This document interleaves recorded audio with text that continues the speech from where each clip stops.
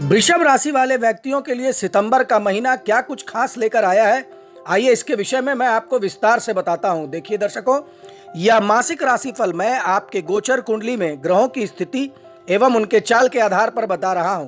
तो सबसे पहले मैं आपको यह अवगत करा दूं कि आखिर आपके गोचर कुंडली में ग्रहों की स्थिति क्या है। देखिए, बृहस्पति आपके गोचर कुंडली के लग्न भाव में बैठे हैं, वहीं मंगल देव द्वितीय भाव में विराजमान हैं, बुध तृतीय भाव में, वहीं सूर्य आपके गोचर कुंडली के चतुर्थ भाव में बैठे हैं, केतु शुक्र के साथ आपके गोचर कुंडली के पंचम भाव में बैठे हैं, वहीं शनिदेव अपनी ही राशि कुंभ राशि में आपके गोचर कुंडली के दसम भाव में विराजमान हैं और राहु आपके एकादश भाव में बैठे हैं। तो ग्रहों की इसी स्थिति के आधार पर आइए मैं आपको सबसे पहले यह बताऊं कि कैरियर के दृष्टिकोण से यह सितंबर का महीना कैसा रहेगा। देखिए, यह महीना कैरियर की दृष्टि से ठीक ठाक रहने की संभावना है, क्योंकि शनि महाराज वक्री अवस्था में अपनी ही राशि में दशम भाव में विराजमान है और इसकी वजह से कार्य क्षेत्र में आपको जमकर मेहनत करना होगा, आपको बहुत मेहनत करना होगा और आपके ऊपर काम का दबाव भी थोड़ा ज्यादा होगा। आपको ऐसा लगेगा कि आप मेहनत कर रहे हैं पर आपकी मेहनत लोगों को दिखाई नहीं दे रहा है, ऐसा आपको महसूस होगा। परंतु मैं आपको यह सलाह देना चाहूंगा कि आप धैर्य बनाए रखें, अपने काम में लगे रहें, क्योंकि आने वाला समय आपका है। इसलिए आपको मेहनत करनी चाहिए और यह विश्वास रखना चाहिए कि आपका मेहनत व्यर्थ नहीं जाएगी और आपको अच्छी सफलता प्रदान करेगी। छठे भाव के स्वामी शुक्र महाराज महीने के पूर्वार्ध में केतु महाराज के साथ पंचम भाव में विराजमान होंगे और ग्रहों की इस स्थिति की वजह से आपकी नौकरी में बदलाव का मन आपका बन सकता है और अगर आप कुछ प्रयास करें तो आपको इसमें पूर्ण रूप से सफलता भी मिल सकता है। देखिए, 18 सितंबर से शुक्र महाराज तुला राशि में छठे भाव में अपनी ही राशि में आ जाएंगे, जिससे नौकरी में स्थिरता और अनुकूलता आपको नजर आएगी और आपकी चुनौतियों में कमी आएगी। आप अपने काम को मन लगाकर करेंगे, जिससे समस्याएं दूर होंगी। अगर आप व्यापार करते हैं तो यह महीना आपके लिए अनुकूल रहने वाला है, क्योंकि देवगुरु बृहस्पति पूरे महीने प्रथम भाव में बैठकर आपके सप्तम भाव पर पूर्ण दृष्टि डालेंगे और आपके व्यापार में समृद्धि प्रदान करेंगे। आपकी सोच और समझ विकसित होगी और आपके द्वारा लिए गए निर्णय आपके व्यापार के लिए अनुकूल साबित होगा।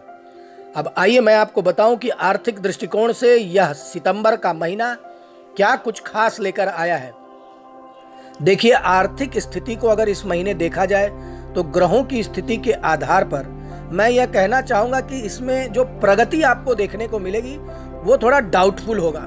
एकादश भाव में पूरे महीने राहु महाराज विराजमान रहेंगे और शुक्र भी पंचम भाव में बैठकर महीने की शुरुआत में एकादश भाव को देखेंगे। इससे आर्थिक समस्याओं में कमी आएगी और आपकी आमदनी में अच्छी बढ़ोतरी देखने को मिलेगी। देवगुरु बृहस्पति प्रथम भाव में और मंगल महाराज दूसरे भाव में रहकर आपकी आर्थिक स्थिति को सुधारने में महत्वपूर्ण भूमिका निभाएंगे। आप विदेशी संपर्कों से भी लाभ कमा सकते हैं और विदेश में काम करते हैं या किसी बहुराष्ट्रीय यानी मल्टीनेशनल कंपनी में आप काम करते हैं तो उससे भी आपको अच्छा धन लाभ प्राप्त हो सकता है। आपकी शुरुआती छोटी यात्राएं भी धन का लाभ देकर जाएगी। अब आइए मैं आपको बताऊं कि स्वास्थ्य के दृष्टिकोण से यह सितंबर का महीना कैसा रहेगा। देखिए, आपके पंचम भाव में महीने की शुरुआत में शुक्र केतु के साथ विराजमान हैं और उन पर मंगल और बृहस्पति की पूर्ण दृष्टि होगी और महीने के उत्तरार्ध में सूर्य और बुध पंचम भाव में आ जाएंगे।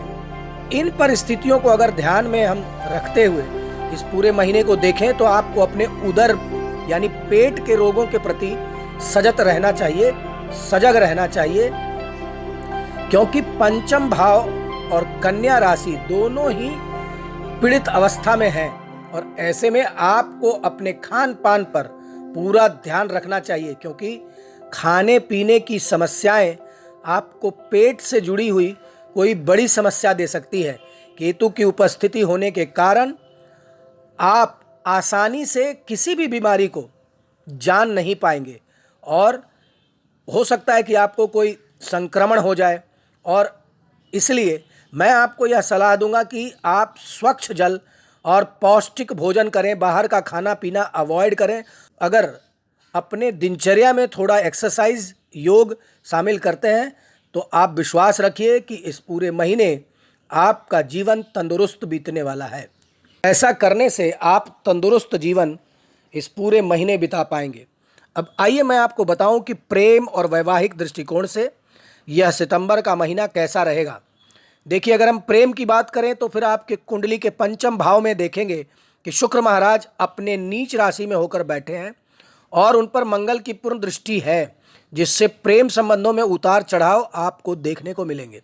आपके रिश्ते में रोमांस कम दिखेगा और राहु केतु के प्रभाव और मंगल की दृष्टि होने के कारण आप दोनों के रिश्ते में रस्साकसी या थोड़ी बहुत छीटाकाशी भी हो सकती है, जो कि रिश्ते के लिए बिल्कुल भी अनुकूल नहीं कहा जा सकता। आपके जो पार्टनर है उनका मन इन सभी बातों से खिन्न हो सकता है और इसकी वजह से थोड़ी बहुत तकरार भी हो सकती है। देखिए, अगर आप पहले से विवाहित हैं तो वैसे जातकों के लिए सप्तम भाव पर पूरे महीने देवगुरु की कृपा दृष्टि, पूर्ण दृष्टि बनी है और इसी के वजह से आपके रिश्ते में प्यार और अपनापन की भावना रहेगी। जीवन साथी का सहयोगात्मक रवैया रहेगा। आप दोनों अपनी जिम्मेदारियां का निर्वाह भली प्रकार करेंगे।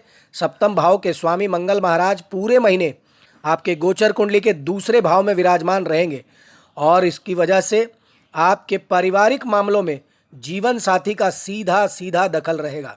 किसी भी बात से उन्हें नाराज ना करें जिससे परिवार की शांति भंग ना हो। लेकिन देवगुरु बृहस्पति आपको शांति बनाए रखेगा, धैर्य का पालन करवाएगा और परिस्थिति के अनुसार आचरण करने में मदद करेंगे। अब आइए मैं आपको बताऊं कि आपको यह पूरे महीने कौन से वे ज्योतिषीय महा उपाय करने हैं जिससे कि यह महीना आपके लिए अत्यंत ही सुखदायक हो जाए। देखिए, आपको प्रतिदिन गणेश भगवान की पूजा करनी है। हर शुक्रवार को आप माँ दुर्गा को एक लाल फूल अवश्य अर्पित करें और अच्छे स्वास्थ्य और अच्छी जीवन में सफलता पाने के लिए शुक्र के बीज मंत्रों का प्रतिदिन जाप करें।